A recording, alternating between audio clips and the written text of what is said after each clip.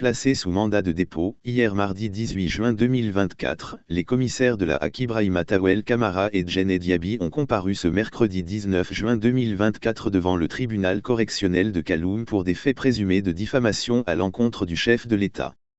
Interrogé le premier, Ibrahima Tawel Kamara, chef de la mission, a plaidé coupable des faits qui lui sont reprochés. Nous étions à l'intérieur du pays pour une mission de sensibilisation dans le but de faire respecter l'éthique et la déontologie du métier de journaliste.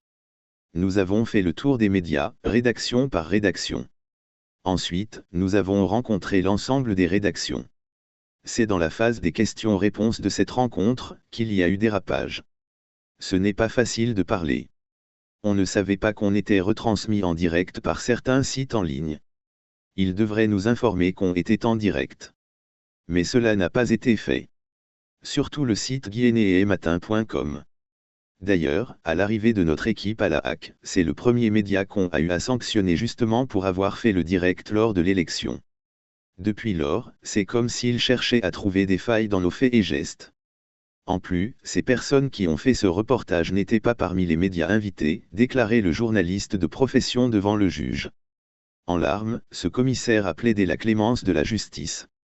Il a présenté des excuses à tous ceux qui se sont sentis lésés par ces déclarations qu'il dit être sans fondement. C'était dans l'euphorie. Il y avait des journalistes qui nous avaient envoyé des questions qui n'avaient aucun rapport avec le message de la sensibilisation porté par la mission. Nous n'étions pas tenus obligés de répondre, mais nous ne savions pas qu'on était en direct. Le travail d'un journaliste, même quand il fait une interview, ce n'est pas de divulguer tout ce que l'interlocuteur dit. Il doit trier. Tout ce qui était dit n'était pas censé sortir de là-bas. Parler, ce n'est pas facile. Surtout quand nous sommes avec des journalistes. Ces déclarations ont juste été une erreur de langage, a ajouté Tawel.